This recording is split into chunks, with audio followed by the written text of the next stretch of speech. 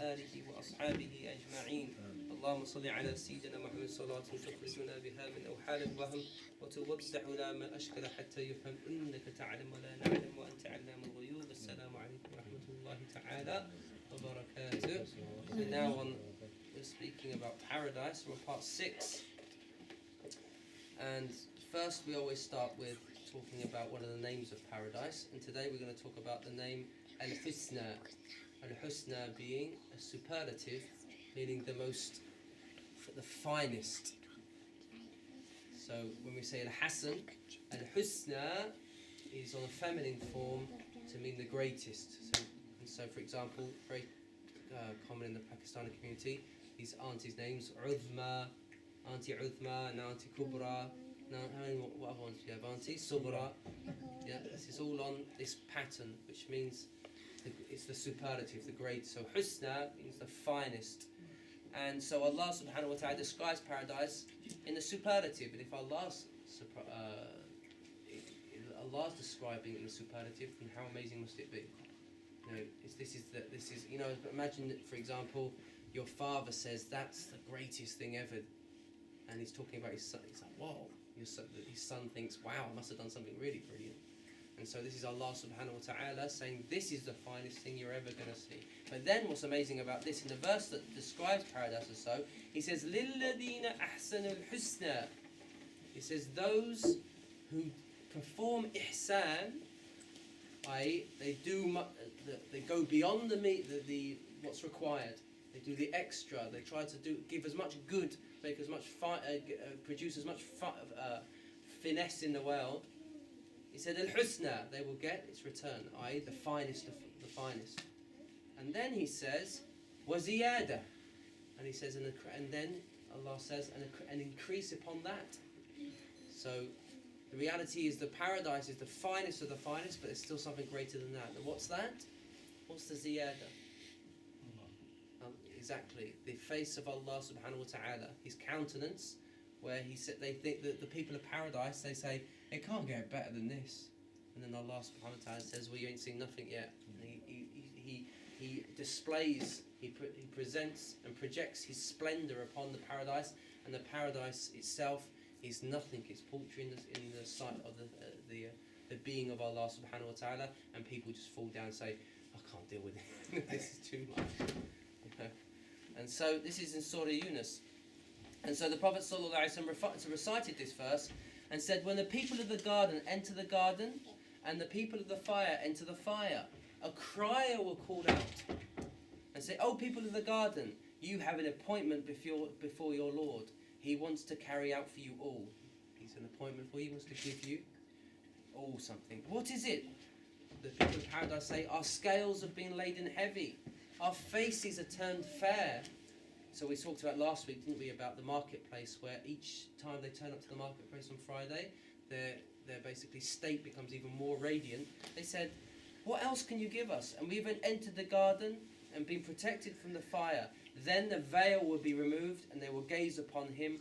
By Allah, He has not given anything to them dearer and nothing that will enlighten their eyes more. Sahih Muslim says this. So this is in light of this. And this is what we're going to talk about today, is there's nothing more precious than La ilaha illallah. This is the greatest thing that we can imbue our children with, and to bring this into a context. You realise that in paradise, you're going to see all these delights. Imagine you've had, what delights do you have to your heart, you say to your kid before you put to bed? Oh, I want this and I want that, and this dream and that dream. You say, wouldn't that be wonderful? Imagine if you had all that. He says, oh, life couldn't get better than that. And then your Maker manifests Himself before you, and everything that you desire just melts in comparison. Imagine that's what Allah subhanahu wa ta'ala is going to give us in paradise. And another thing we always talk about in each session is what's an act that draws us to paradise. And in this one, we talk about jihad. Allah subhanahu wa ta'ala says in the Quran, Ya ayyuhal ladhina amanu, O those who believe, Hal adullukum ala tijaratin, shall I point you, shall I direct you towards a commerce, a trade, tunjikum min adhabin alim, that will deliver you from a painful chastisement, torment. What is it? Tu'minuna billah, so we said Iman's the biggest saviour for us. and for us to enter paradise, to believe in Allah subhanahu wa ta'ala, wa rasulihi, and his messenger, wa tujahiduna fi sabilillah, and that you strive on the path of Allah. What? Bi amwalikum, with your wealth. You give out of your wealth. Wa anfusikum, with yourselves. You give yourselves up for Allah subhanahu wa ta'ala. Dhalikum khayrun lakum, that's better and greater for you. In kuntum ta'lamun, if only you knew. And Allah yaghfir lakum dhunubakum, He will cover up your sins, the consequences of your sins. Wa yudkhilkum jannatin, and He will enter you into gardens upon gardens, tajri, that flow right directly below them, rivers, the rivers. Wa masakin tayyibatan fi jannati adn, and goodful abodes, habitats in gardens of Eden. So this is what Allah subhanahu wa ta'ala is. And when we look about, so Allah subhanahu wa ta'ala, He requires, if you want paradise, we need to strive. And we need to put effort in and do as much as we can to better ourselves and better our society and our communities and help humanity and mankind. And something that I was reflecting on is that that's the nature of creation. Our experience in this world is what?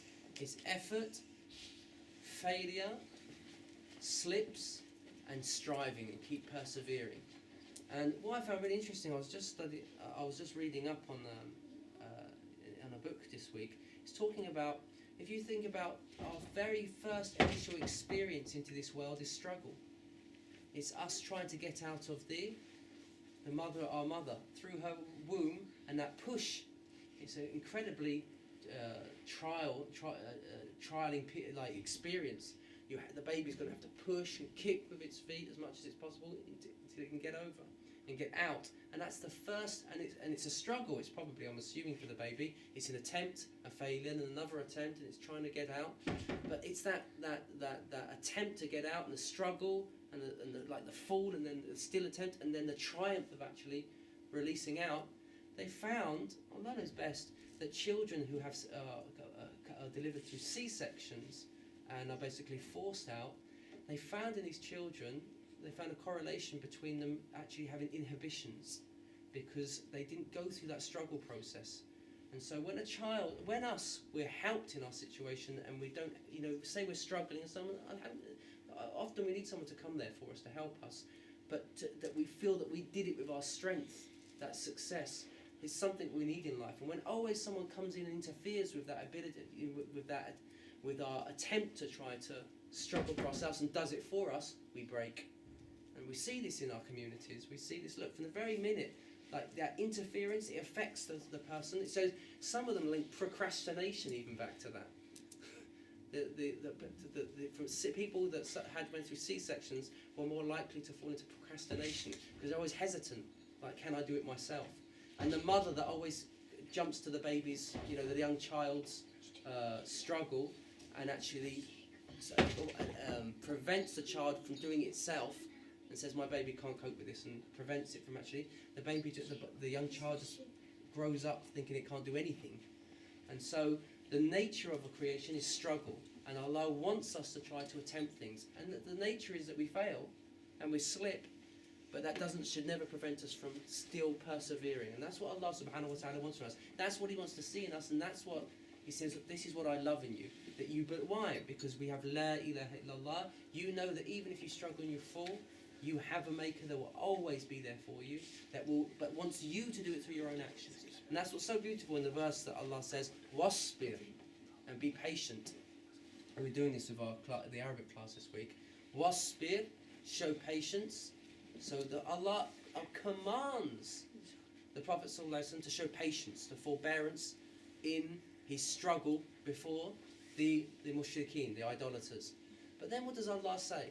وَمَا صَبْرُكَ إِلَّا بِاللَّهِ. But your patience, even when you're exerting your patience, you're being forbearant. It's an effort. Know that it is only through Allah subhanahu wa ta'ala. Your patience is now, but through Allah. And this is what's so empowering. You're struggling in life, you're trying to succeed, you're trying to triumph, you're trying to better your situation, and you're falling sometimes, and you're trying to gain, you realise, look, if I rely on my own capacities, my own willpower, I will never succeed. but I realise I'm attached to something, an infinite source of power, which is Allah subhanahu wa ta'ala. So Allah says, show patience, but don't rely on your own willpower. Even when you're doing that, attach yourself to the resource that's infinite, which is Allah subhanahu wa ta'ala's power. وَلَا تَحْزَنَ عَلَيْهِمْ, and don't grieve over them, because you've just got to get on with it. And this is the message of that Allah subhanahu wa ta'ala gave to the Prophet sallallahu alaihi wasallam. And this is what La ilaha illallah is all about. What's La ilaha illallah? There is no deity worthy of worship except Allah. What does that mean though, on a practical level? That means you can take, what's a God? A God is something that your life revolves around, that if it were to be pulled out of your life, you wouldn't see the purpose to continue going. Just say, what's the point? But so what we're saying is, you can pull everything out of my life, Allah, but don't, and I can, I'm not going to like it, I'm going to struggle, but I can get over it, but I can't get over you not being in my life. And this is the power of La ilaha illallah, that we always are determined, we fall, we break down, we deal with that, we get back up, and we know Allah subhanahu wa ta'ala, if we connect to His infinite power, we can achieve anything. And what a powerful thing to give our children and say, you can do it. I believe you can. Not because of through you, but because you are because you are calling upon Allah subhanahu wa ta'ala. This is one of the most profound messages that we can give our children, and this is what's going to save us. It's La ilaha illallah. Like Sidna Yaqub said when he was on his deathbed, he counselled his children, just make sure you don't associate partners with Allah. What's that? That you believe there's a power other than Allah's existence, because you will always fail then. But if you attach to the infinite and always know that He is the provider, you'll never fail. What a message to leave on his deathbed. And that's a message that we instill in ourselves and instill in our children and instill in our families and our communities. This is La ilaha illallah. And don't underestimate La ilaha illallah, because La ilaha illallah is going to deliver us. And this is what we're going to look at today. Is the next theme is we've been speaking about the people that enter paradise first. Now we're going to move to a different shift, is those people that enter paradise last. And so we know that some of the believers, they will go into the hellfire. But what's going to save them? It's their La ilaha illallah. In fact, and there's the link between this, the believers and going to hell, is the theme of intercession. That the Prophet ﷺ will intercede for them. Before the people actually enter paradise, the Prophet ﷺ at different stages will intercede. And one of the beautiful narrations the Prophet ﷺ talks about is a man that sees his scales basically laden with his sins and his good deeds, and his sins are outweighed, heavy, and so he basically makes his way to the hellfire. And then all of a sudden, Allah subhanahu wa ta'ala says, you forgot one thing. And basically, La ilaha illallah comes across the scale, ladens it down, and says, now you go to paradise. Imagine that. You think it's all done, and Allah wants to teach that man a message. Don't underestimate La ilaha illallah. And so we see there's intercession before the hellfire, but then there's the next intercession when the people actually enter. And so what happens is, obviously, the believers are in paradise, and four categories intercede. We have the prophets interceding, we have the scholars interceding, we have the martyrs interceding, we have the angels interceding. And then eventually Allah subhanahu wa ta'ala steps in Himself and just takes the last, basically, clasp of the believers and takes them out. Now, how is this? Do the actual believers go in? What the most explicit thing I've seen is that the hadith, it says basically the believers who are in hellfire, they will be burnt because of their sins. Basically, they're being cleansed in the hellfire.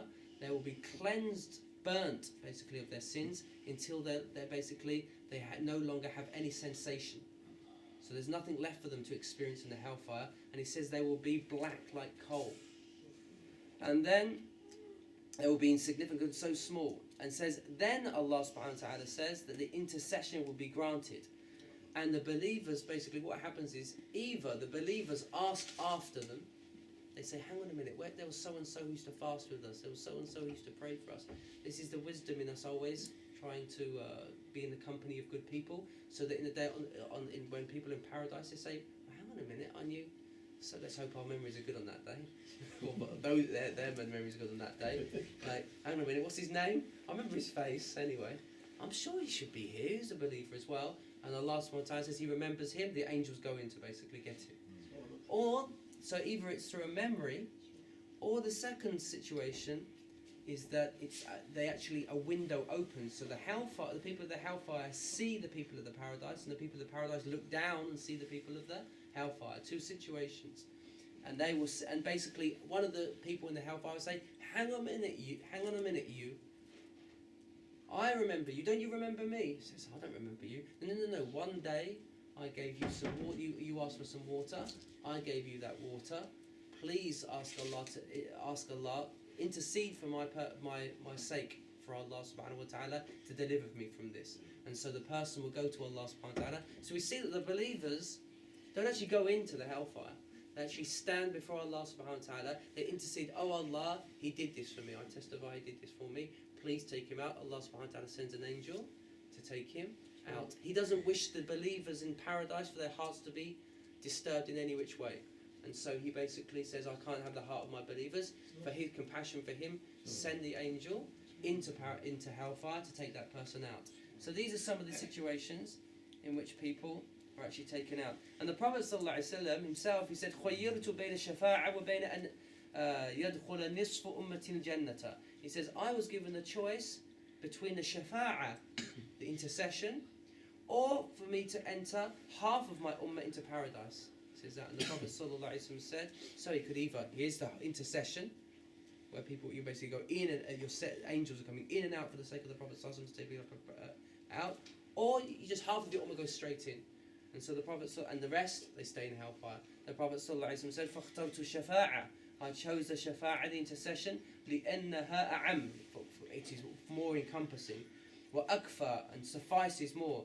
أَتَرَوْنَهَا لِلْمُتَّقِينَ. He says, do you think that intercession is just for the God-fearing? The people conscious of Allah? He says, لَا وَلَكِنَّهَا لِلْخَاطِئِينَ. It's for those who fell into gross error. And mudnibin, the sinful. And mutalawithin, those who were they polluted their own being. This is Ibn Majah relates this in a weak hadith. So this is the Prophet ﷺ. He had that choice and he asked for the intercession for them. He also says, a man from the garden will look over the people of the hellfire on the day of judgment, and a person will, this is what I mentioned, sorry, oh, so and so, do you know me? And then he takes him out. Now, so we said the prophets will go in, the scholars will ask, the prophets will ask, the scholars will ask, the martyrs will ask, the angels will ask, and even our acts will ask as well. So we know that our recitation of the Quran, it will actually manifest and defend us and say, oh Allah, he recited me, please take him out. Our fasting, not just these, but these are specifically mentioned. These are some of the greatest acts, fasting and reciting Quran. But even our other acts, they will just say, how can he be in the hellfire when he performed me? And so for their sake, the sake of our acts, even our acts, the angels will go in and take them out. And said, well, how will the angels recognize them? It says the angels will take them out, they will recognize them by their prostration points. So this is another thing to highlight to our children, our families. Do you realise when we're making this prostration, this can't touch hellfire, this. In the hellfire, everything else can be affected, but the points that we actually performed worship on, the hellfire can't touch us. It's ashamed in front of those actions. And it says that the people will be burnt up until they become like sesame seeds. Now I'm not sesame, like small seeds and black. And basically people are being pulled out by the angels according to the light that they will see. And Allah subhanahu wa ta'ala will keep commanding them to go in, and he says, until you find one of them who has just an atom's weight, the smallest seed of belief. And he says they will be taken out and they will be like a pearl. That la ilaha illallah, it's like a pearl that comes out of the hellfire that's taken until it's taken to paradise. And it says, how will the people be when they come out of the hellfire? It says, it will be that basically all their faces will be scarred, apart from, we said, the prostration points and the sides of their faces. The rest of it will be black. And it will be, once they come to the paradise, it will be described. It will be written even on their either on their faces, on their foreheads, or the backs of their necks, that these are the freed men of Allah. This will be the honour. We see Allah let you out for His blessing, and it said either be stamped on their necks or on their faces. And it says when they come into paradise, there will be black seeds, and they will be brought into paradise, and they will be brought into the water of life. It said, or the gardens, or the rivers of paradise, and they will be placed in there. And it says they will grow like a small cucumber, basically like a finger, a white finger. They will sprout up, so they'll be like seeds. And it says the seeds that actually carry what the floods carry. So all that mud, which is obviously very fertile. It says it will be like this, like all that mud and froth that the floods carry. The seeds that are actually planted in that, they grow and they produce very quickly, and they will come up and sprout up. So they'll be like really small, and they sprout up like a little finger until they become whole again, and they're given their forms in paradise. And it says the people of paradise that came before them will sprinkle water on them as well, until they basically grow until their form. How tall are they? We did this. How tall will they be in paradise? 6 foot. Not 6 foot. They'll be taller than that, Ibrahim. 30 metres. Yeah, so that's probably bigger than this building, I think. How tall is Madani Mosque? I don't know. How many metres? I don't know. But you'll be taller than that. So this small little sprout, and you'll come out, and you feel alive again. Because remember, this is an important point we said, is that our bodies in paradise are completely different to the bodies here. And so they will be conditioned, these bodies, to completely revel and experience paradise to its absolute fullest. It says, but they will have these marks on their heads still, saying that basically they came from Jahannam and they were freed by Allah subhanahu wa ta'ala. So eventually they will say, oh Allah, and this is how the people of paradise will recognise them and say, oh Allah, I'm embarrassed to have these scars. Alhamdulillah, it's an honour to be the freed ones of you, but we feel a bit, looked down upon by the others. It says, please remove them, and a wind will blow and take all these scars off them.